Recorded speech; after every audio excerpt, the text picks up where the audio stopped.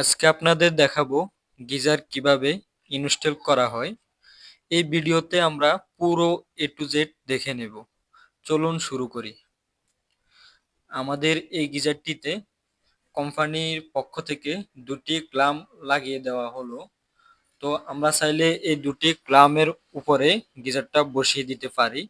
তো আমরা যেহেতু ওয়ালের মধ্যেই দেব, তাহলে আমরা এই দুটি ক্লাম খুলে নিচ্ছি। খুলে এই যে 4টা ছিদ্র দেখতেছেন, এই 4টা ছিদ্রের মধ্যে আমরা এই দুটি ক্লাম আটকে নিব। আমরা এই দুটি ক্লাম খুলে এই পাশে আটকানোর কারণ হচ্ছে, আমাদের গিজারটা যেভাবে দেখছেন এইভাবে থাকতে হবে। আমরা ওয়ালে দিলে আমরা ওই পাশের ছিদ্রগুলাতে ক্লামগুলা আটকে নিতে হবে। আর যদি আমরা ফ্লোরের উপর বসিয়ে রাখি, তাহলে আমাদের আর খুলতে হবে না, এই ক্লামের উপরে রাখলেই চলবে। তো বাজারে বিভিন্ন মডেলের গিজার থাকে। আমরা এক গিজারের লাগানোর সিস্টেম একরকম। আমরা যদি গিজারগুলো অনেক সময় উল্টো লাগিয়ে ফেলি, তাহলে আমাদের গিজারে পানির সার্ভিস দিবে না কিংবা প্রেসার হবে না। তো আমরা ওই পাশ থেকে, নিচের পাশ থেকে আমরা দুটি ক্লাম খুলে এক পাশে লাগিয়ে নিলাম। আরএফএল এবং গাজী কোম্পানির বাজারে বিভিন্ন ধরনের নতুন মডেলের গিজার আছে। এগুলো আমরা সেটিংস করার আগে আমরা সেটিংসটা বুঝতে হবে, এরপর লাগাতে হবে। তো আমরা পেলাম দুটি হাফ হাফ বুশ। তো এই দুটি হাফ হাফ বুশ দেওয়া হয়েছে আমাদের ট্যাঙ্ক থেকে। পানির সাথে যদি কাঁচরা আসে, এই বুশগুলোর মাঝখানে দুটো সালুম দেওয়া আছে, এগুলোর মাধ্যমে এই কাঁচরাগুলো কেটে যাবে। তো আমাদের এই গিজারটি আমরা একতলায় ফিটিংস করতেছি। এরপর আমরা পেলাম 3 ফুট পরিমাণ দুটি লিক পাইপ এসএস এর। তো আমরা এই দুটি লিক পাইপ লাগিয়ে নিলাম। এরপর আমরা যে স্থানে লাগাবো, আমাদের এই স্থানটা হচ্ছে বাথরুমের উপরে।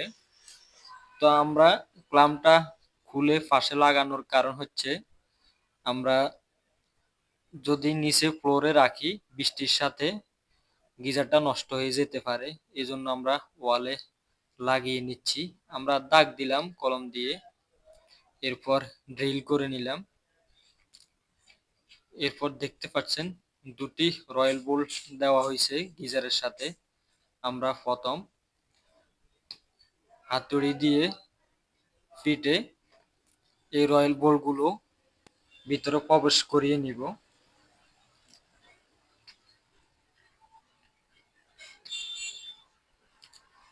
এরপর আমরা সিলারেজ দিয়ে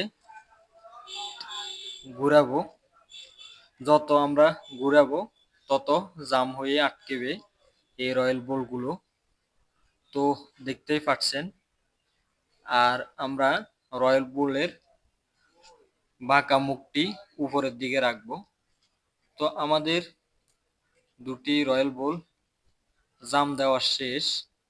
এরপর আমরা গিজারটাকে এখন রয়্যাল বোল্টের মধ্যে লাগিয়ে নেব। তো দেখতে পাচ্ছেন আমাদের গিজারটা লাগানো হয়ে গেছে।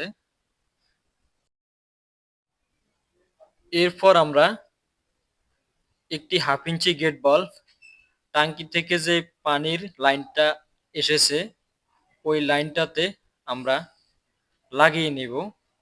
এই গেট বাল্বটা লাগানোর কারণ হচ্ছে, আমাদের হিটারে কোনো স্থানে লিকেজ করলে আমরা যেন এই 1/2 ইঞ্চি গেট বাল্বটা দিয়ে লাইনটা বন্ধ করতে পারি।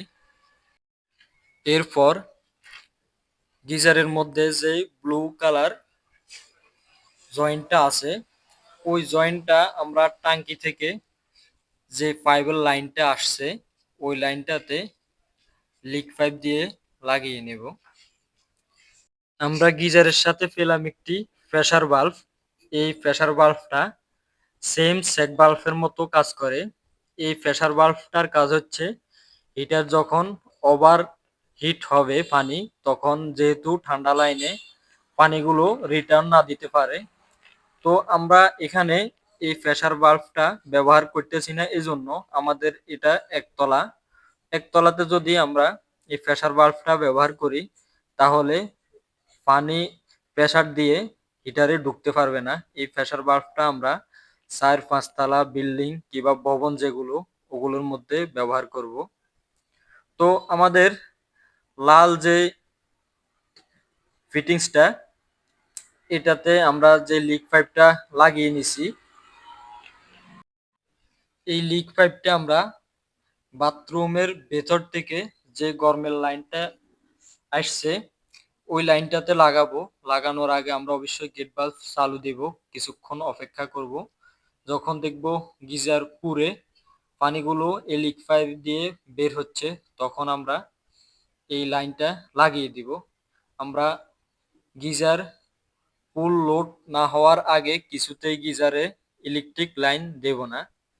আমরা এই দুইটি বুশ খুলে নিলাম, এই জন্য আমাদের এই দুটি বুশ এখানে সার্ভিস দিতেছে না।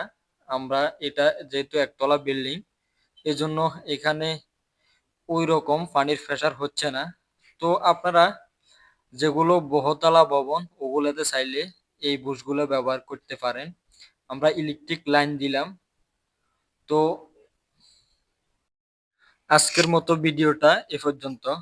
আপনারা যারা নিত্য নতুন ভিডিও পেতে চান, তারা অবশ্যই উত্তর দক্ষিণ দিগন্ত এই চ্যানেলটি সাবস্ক্রাইব করে আমাদের পাশে থাকবেন। আসসালামু আলাইকুম।